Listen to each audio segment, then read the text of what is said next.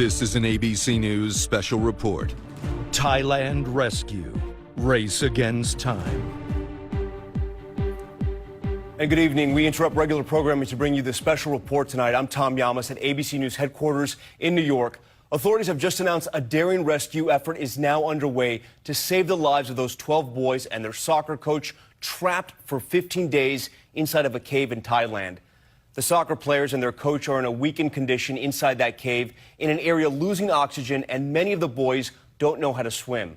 The dangers underground highlighted when a Thai diver lost his life Thursday trying to get air tanks to those trapped. I want to get right to Matt Gutman in northern Thailand. He's standing by with the very latest. And Matt, I was listening to you as you were translating with the help of a translator the news conference that just happened, and we've just learned this rescue is now underway. When do we think they'll get to those boys, and when do we think one of those boys will get out of that cave? They just started the rescue about 50 minutes ago, Tom, and the sequence is this: 2 divers per each boy. Now, they've gone in about an hour ago. They expect the first boy to come out in about 12 hours, about 10 p.m. Eastern in New York. Now, it is an arduous journey in. It takes divers, I'm told by someone who is part of the team, 5 hours to go in. Then they have to get with the boys, bring them back out, and at Chamber 3, they're going to reassess them, then take them the rest of the way. So it's about a 12-hour journey, and it will take days to get all of these kids out. Now, just moments ago at this press conference, the governor here announced that it was an all-star team of divers, 13 of them who are going to be doing all of this work in convoys. They've stacked hundreds and hundreds of oxygen tanks along the way. But I've also learned that over the past several days, they have used jackhammers to clear some of the ceilings to make it possible for the kids not to have to dive too much of the way. They're trying to make this as easy as possible, given the pretty fragile mental and physical state of those boys, Tom.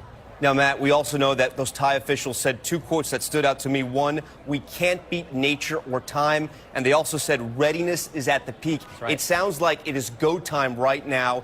From the translation that we heard you reporting from our translator there, they're going to go 1 child, 1 kid with 2 dive buddies. Matt, I know you're an experienced diver, and we have an animation we want to run right now that's going to show the inside of this cave. For someone who doesn't know how to swim and someone who doesn't even know how to dive, how dangerous is this dive to get these children out?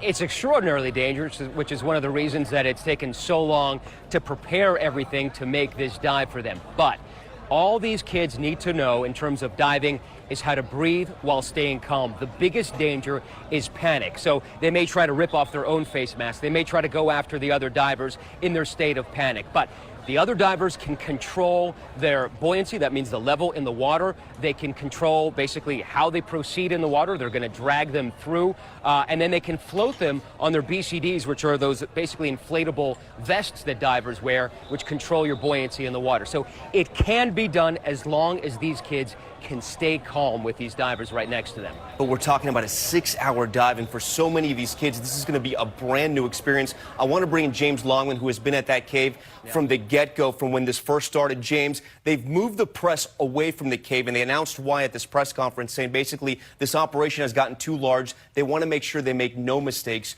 You've been there from the start. How big is this effort right now, and how much training has gone on over these last 15 days?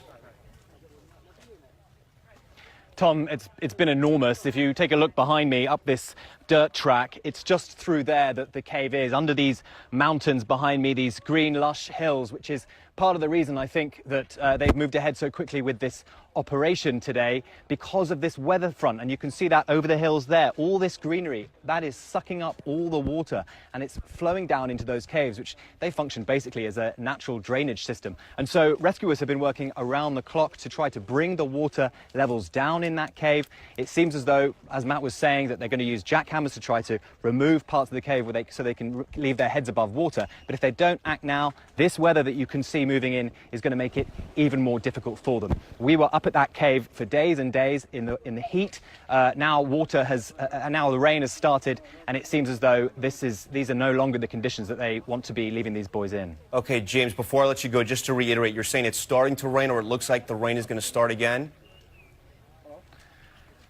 The rain has been basically continuing for the last few hours, and it feels like a monsoon front is moving in. It hasn't started to tip down yet, but I think authorities here are mindful that it might start to do that. By all accounts, still a race against time. James Longman and Matt Gutman, we appreciate your reporting. Thanks so much. And of course, much more on this story on our ABC News app. Our coverage will continue as well online at abcnews.com. I'm Tom Llamas. Thanks so much for watching. We now return to our regularly scheduled programming.